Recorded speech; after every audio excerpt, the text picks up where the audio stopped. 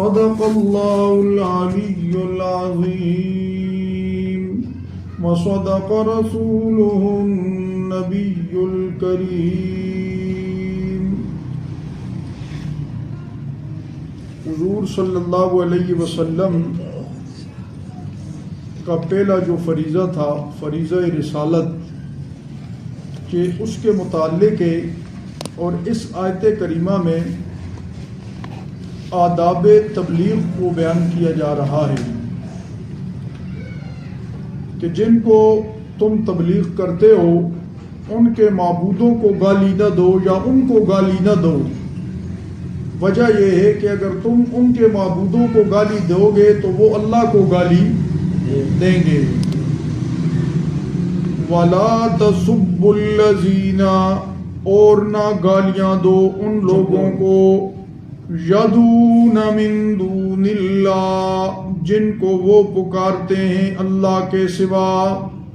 اللہ کے سوا وہ جن کو پکارتے ہیں تم ان کو گالیاں نہ دو۔ کہ وہ کس کو پکارتے تھے؟ لات کو، منات کو، عزا کو، حبل کو، یہ ان کے بتوں کے نام تھے۔ اور حضرت عیسیٰ علیہ السلام کی پکار بھی کی گئی، حضرت عزیر علیہ السلام کی پکار بھی کی گئی، ان کو بھی پکارا گیا، بی بی مریم کو پکارا گیا، عیسیٰ علیہ السلام کو پکارا گیا، اور آج کل کے اولیاء اللہ کو پکارا جاتا ہے، علی اجمیری رحمہ اللہ کو، شیخ عبد القادر جیلانی رحمہ اللہ کو۔ یہ تو سب نیک ہستیاں تھیں، انہوں نے تجھے تعلیم نہیں دی کہ بھائی ہمارے مرنے کے بعد ہمیں پکارو، ہمیں آواز دو، ہم تمہاری مدد کریں گے، انہوں نے نہیں کہا، یہ بیدار ہیں شرک سے۔ لیکن یہ جو لوگ ہیں انہوں نے خود ان کو، چونکہ یہ نیک لوگ گزرے ہیں، تو پہلے جو لات، منات، عزا، حبل، اور اسی طرح حضرت نوح علیہ السلام کی قوم کے جو 5 بڑے بزرگ تھے، ود، یعوث، یعوق، نصر، سمجھ آئیے، تو وہ بھی کوئی غلط آدمی نہیں تھے، وہ بھی نیک لوگ تھے، لیکن ان کے مرنے کے بعد یہ عموماً یہی ہوتا ہے کہ جب نیک آدمی زندہ ہوتا ہے تو لوگ اس کی مخالفت کرتے ہیں، لیکن جب وہی فوت ہو جاتا ہے تو پھر وہ ان کا معبود بھی بن جاتا ہے اور اس کو پکارنا بھی شروع کر دیتے ہیں۔ یہ میں میاں والی میں گیا، سن 2007 کی بات ہے، نہ 5 کی، سن 2005 میں،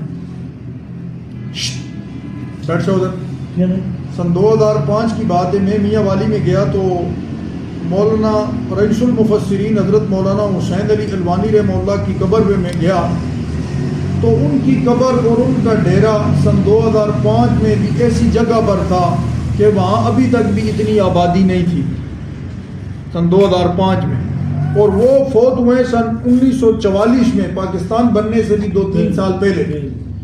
تو یہ وجہ کیا تھی کہ لوگوں نے اتنی مخالفت کی کہ ان کو گاؤں سے باہر نکالا، اور انہوں نے گاؤں کے باہر ایسی جگہ پہ ڈیرا لگایا جہاں کوئی بھی آبادی نہیں تھی، اور ساری زندگی ادھر گزاری اور ادھر ہی پڑھایا، سمجھ آئیے۔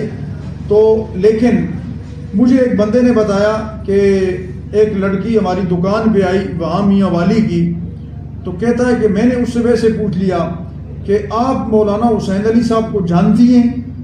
تو کہتے ہیں کہ اس کے سر سے دوپٹہ اترا ہوا تھا، اس نے فوراً دوپٹہ کر لیا کہ بھئی آپ نے ہمارے پیروں کا نام لے لیا، سمجھ آئی۔ اب یہ حال ہے کہ وہی جب زندہ تھا تو ان کے بڑے اور ان کے آباء و اجداد کتنی مخالفت کرتے رہے، اور آج ان کی اولاد جو ہے ان کو پیر مانتی ہے اور سب کچھ مانتی ہے، سمجھ آئیے۔ تو یہ قدرتی بات ہے کہ جب وہ بزرگ زندہ ہوتا ہے تو لوگ مخالفت کرتے ہیں حق بیان کرنے کی وجہ سے، اور جب فوت ہو جاتا ہے تو پھر اسی کو معبود بنا لیتے ہیں۔ تو اس آیت میں بتایا گیا کہ جن کو وہ پکارتے ہیں اللہ کے سوا ان کو تم گالی نہ دو۔ اس میں سارے معبودان باطلہ آ گئے۔ بعض لوگ یہ کہتے ہیں کہ یہ بتوں والی آیتیں ہیں اور یہ ہمارے اوپر فٹ کرتے ہیں، یہ بریلیوں کا یہ بڑا اعتراض ہے کہ بھائی یہ دیوبندی جو ہے بتوں والی آیتیں ہمارے اوپر فٹ کرتے ہیں، یہ بات غلط ہے، بتوں والی آیتیں نہیں ہیں۔ آیت کے اندر یہ من دون اللہ کا لفظ جو آیا ہے یہ عام ہے، اللہ کے سوا جس کی بھی عبادت کی جائے وہ اس میں شامل ہے، چاہے وہ کسی زندہ کی عبادت کی جائے، کسی مردہ کی عبادت کی جائے، کسی پتھر کی عبادت کی جائے، یا کسی جاندار کی عبادت کی جائے، جس کی بھی اللہ کے سوا عبادت کی جائے وہ اس میں شامل ہے۔ فَيَسُبُّ اللَّهَ، تو مطلب کیا نکلا کہ ان سب کو گالی نہ دو، جن کی بھی اللہ کے سوا عبادت کی گئی ان کو گالی نہ دو. فَيَسُبُّ اللَّهَ عَدْوًا، پس وہ گالی دیں گے اللہ کو. کیوں گالی دیں گے؟ ضد میں آ کر، کہ جب تم گالی دو گے تو وہ بھی ضد میں آ کر گالی دیں گے. عدوًا، بے ادبی سے، بغیر علم، بغیر کسی دلیل کے. دلیل نہیں ہوگی ان کے پاس کہ ہم کیوں یہ کہہ رہے ہیں، لیکن بغیر دلیل کے وہ کیا کریں گے؟ اللہ کو برا بھلا کہیں گے. جس طرح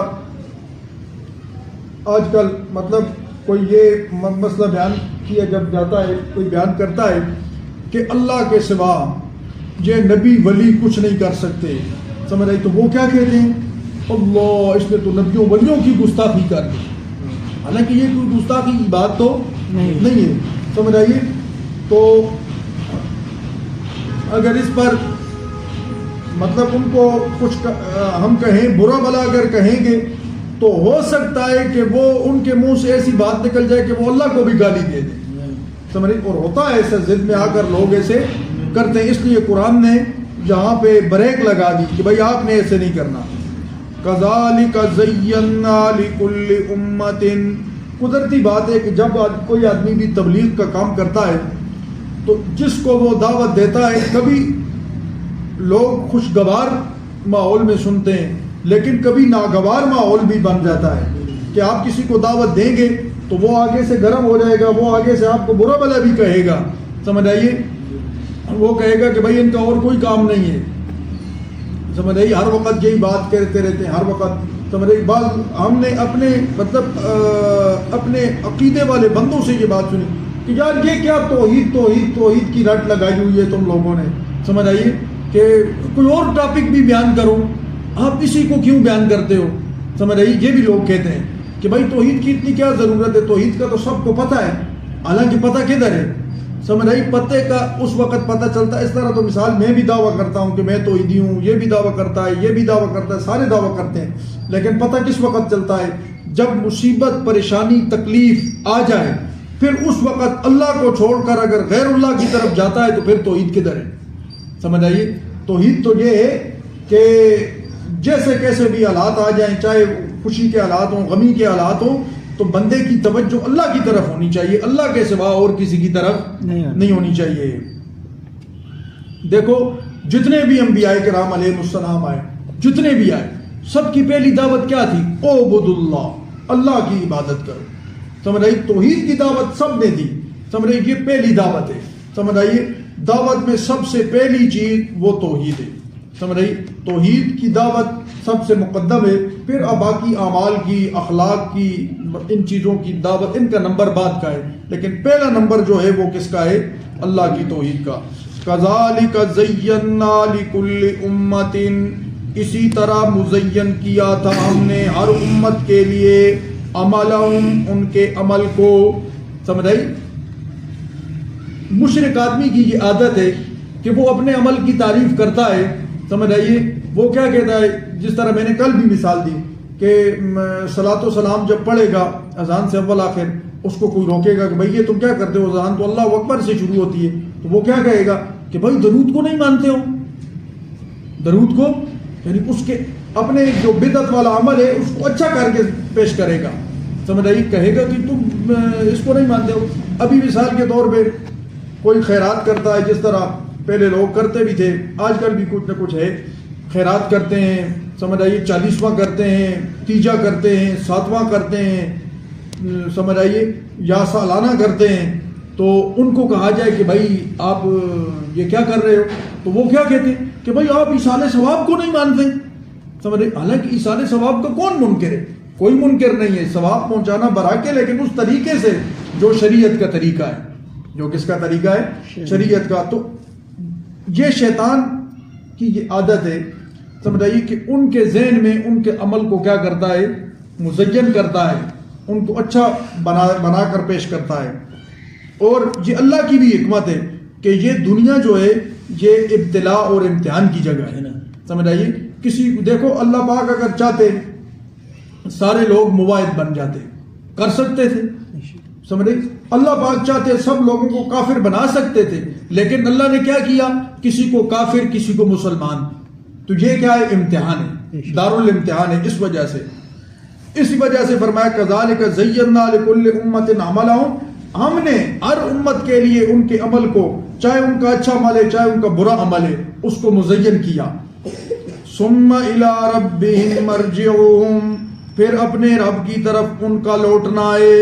یہ دیکھو قرآن جہاں بھی بات کرتا ہے، تبلیغ کی بات کرے یا توحید کی بات کرے، پھر اس کے بعد قیامت والے مسئلے کو بھی چاہے اشارتاً بیان کرے لیکن بیان کرتا ہے. وجہ کیا ہے کہ مشرکین مکہ جس طرح اللہ کی توحید کے منکر تھے، اسی طرح قیامت کے بھی منکر تھے. وہ کہتے تھے کہ بھائی جب بندہ مر جائے، مٹی کے ساتھ مٹی ہو جائے، ہڈیاں ہو جائے، تو پھر کسی نے کیا اٹھنا ہے.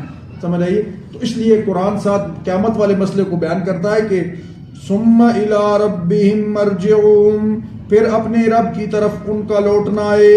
فینبئہم، پس خبر دے گا ان کو اللہ، بما کانوا یعملون، ان کاموں کی جو وہ کرتے رہے ان کی خبر دے گا. خبر کا کیا مطلب؟ یعنی اگر اچھا عمل ہوا تو اس پر ان کو جزا ملے گی، اور اگر برا عمل ہوا تو ان پر اس کو سزا ملے گی. سمجھ یہ مطلب ہے خبر دینے کا. سمجھ رہی کہ خبر دے گا کیا مطلب؟ خبر دے گا کہ ان کو پتہ نہیں ہے، انہوں نے تو خود عمل کیا ہے. سمجھ آئیے؟ لیکن خبر دینے کا مطلب یہ ہے کہ عمل کے اعتبار سے کہ اگر اچھا عمل ہے تو اس پر جزا، اور برا عمل ہے تو اس پر سزا. اور یہ تو الگ بات ہے کہ اللہ جس کو چاہے گا معاف بھی کر دے گا. شرک کے علاوہ جتنے بھی گناہ ہیں، ان سے اللہ پاک سے یہ امید ہے کہ اللہ پاک ہو سکتا ہے کہ وہ معاف کر دے. سمجھے؟ لیکن شرک کے بارے میں اللہ پاک نے صاف قرآن میں کہہ دیا کہ یہ ایسا گناہ ہے کہ اس کو میں نہیں بخشوں گا. اللہ پاک حفاظت فرمائے. ایک مرتبہ دیکھ لیں، وَلَا تَسُبُّوا الَّذِينَ، اور نہ گالیاں دو ان ہستیوں کو، يَدْعُونَ مِن دُونِ اللَّهِ، جن کو وہ پکارتے ہیں اللہ کے سوا، فَيَسُبُّوا اللَّهَ عَدْوًا بِغَيْرِ عِلْمٍ، پس وہ گالی دیں گے اللہ کو بے ادبی سے، بغیر کسی دلیل کے. كَذَلِكَ زَيَّنَّا لِكُلِّ أُمَّةٍ، اسی طرح مزین کیا تھا ہم نے ہر امت کے لیے، عملاً